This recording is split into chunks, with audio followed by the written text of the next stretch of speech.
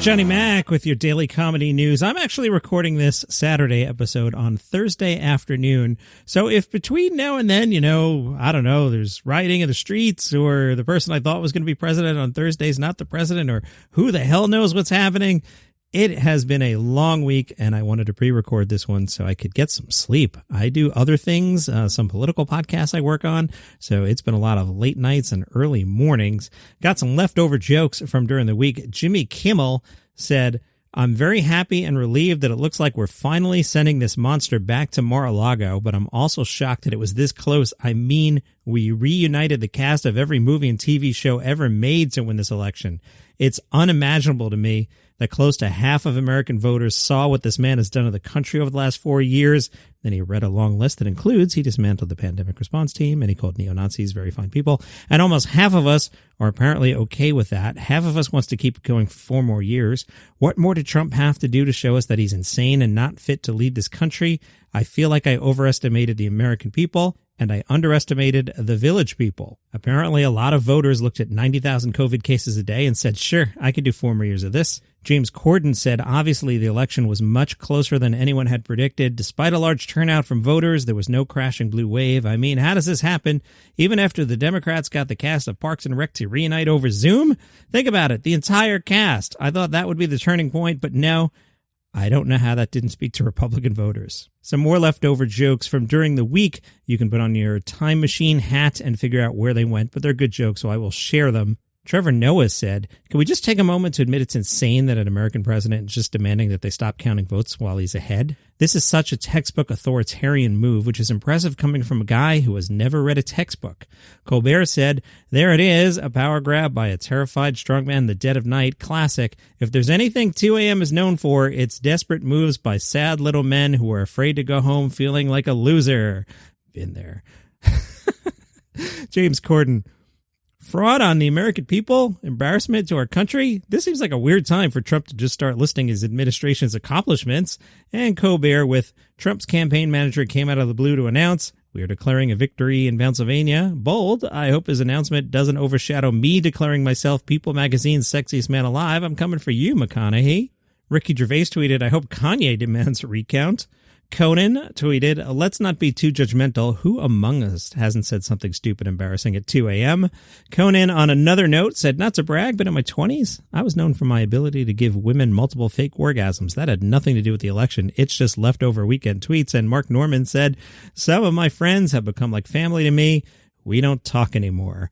I look forward to seeing what the late night hosts do with Joe Biden jokes, although we've got 2-3 months of Trump jokes left, I imagine. Hey, David Letterman spoke to Vulture. There's an article on Vulture where David Letterman predicts that Joe Biden will crush Trump in the election, like winning, hugely. They might want to update that article, Dave. Vulture said, "Hey, David Letterman, you've never been on Saturday Night Live," which, by the way, tonight, Dave Chappelle is your host.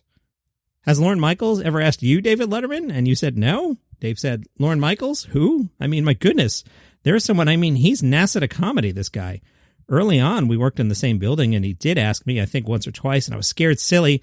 I had done a variety show with Mary Tyler Moore for one summer in California, so I kind of knew what the drill was, and I was so certain, absolutely positive, that I would screw up his show and have to continue working with him in the same building. And I said, geez, I'm very sorry, and I never did it. Now, I think they do such a nice job of supporting the guests that I probably wouldn't have put them out of business. It's a small regret that was not part of my life, because you see other people have long, long relationships with Lorne and that show, and I think that's a mark of a great career. I don't have that, but it was my own foolishness. Me jumping in here about Dave's point about them supporting the guest host, they really do. This is what I was saying 2 weeks ago with that Sarah Cooper special. You surround me with, like, Maya Rudolph and John Hamm and write some sketches, I can pull it off. Same thing. Give me Kate McKinnon and I'll just, read some stuff off a cue card. I can get through a couple sketches. Sarah Cooper's special, by the way. Still haven't seen it trending on Netflix, but I digress. Vulture asked, "Hey, Betty White came out in her 90s. If you were asked now, David Letterman, do you think it'd say yes?" Letterman said, "Oh, God, no. Unless I got to go on with Barbra Streisand and Carly Simon and we would sing one of our famous trios. Duets? No, that's 3. You know what I'm talking about, Joe." That's just Letterman being wacky.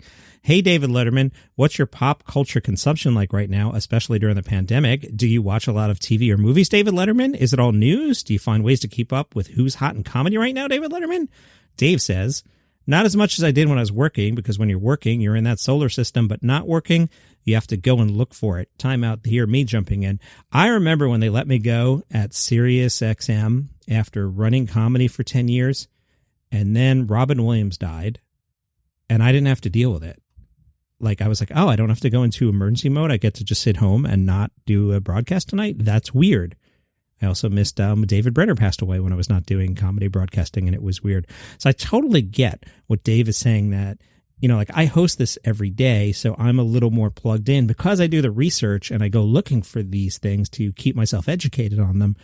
And that's kind of the point of the show, right? Through me, you learn about what's happening in comedy.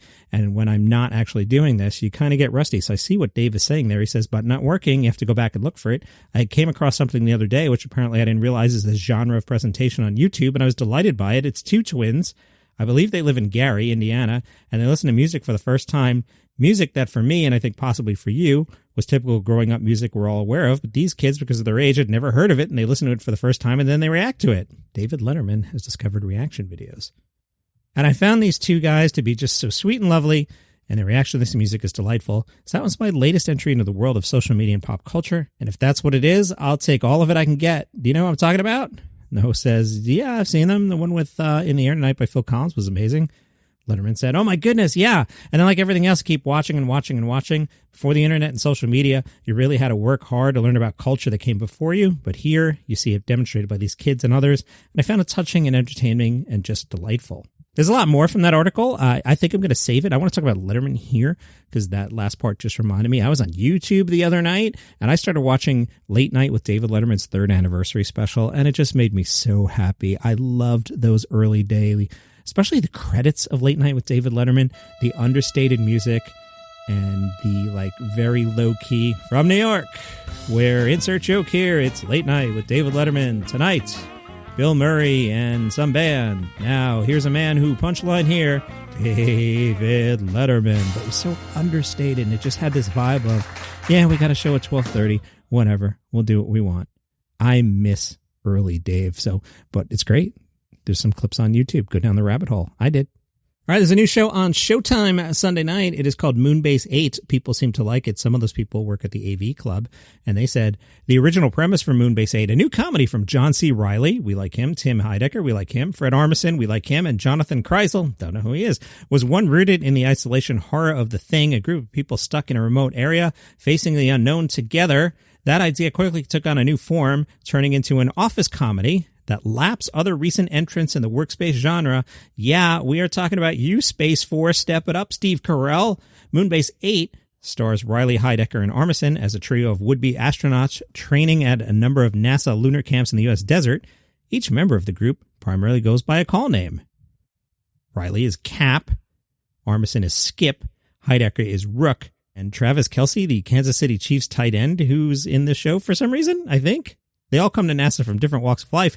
Cap is a pilot for scenic helicopter tours. He claims to be a military man. Skip is following in his astronaut father footsteps. And Brooke mainly wants to spread the gospel of Jesus Christ out into the universe.